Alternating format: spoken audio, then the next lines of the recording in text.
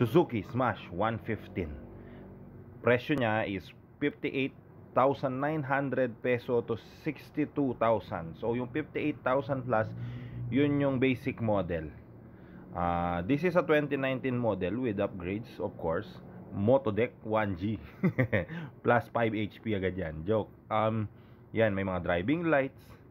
Mostly mga bumibili nito yung mga nagde-daily ride. So napakasulit kasi napakagandang brand ng Suzuki.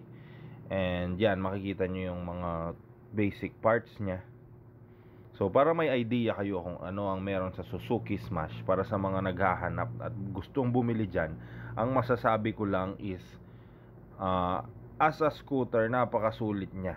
So drive namin from San Fernando to here, Mabalacat. So napakaganda sa daan. Advantage is dahil maliit, madaling i-flicker, madaling isingit sa traffic, which is very good dito sa atin. Napaka-traffic sa Pampanga.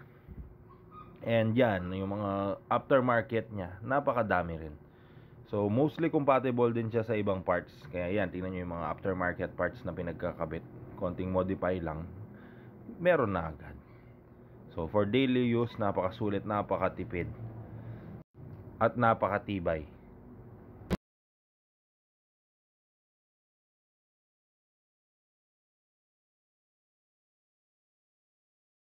So let's do a sound check din para marinig nyo ang tunog ng Smash pag naka aftermarket na exhaust. Sindi mo lang para lang marinig ko. Hindi rin ako makapili ng muffler ko eh. Naka-neutral.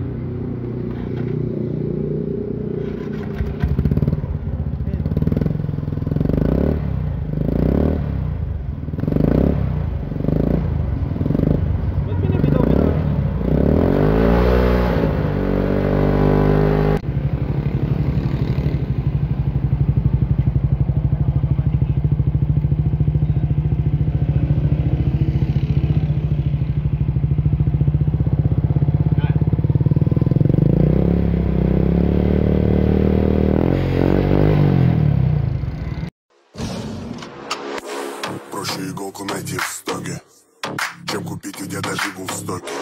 Если продать, уговорил, преврати ее в автомобиль.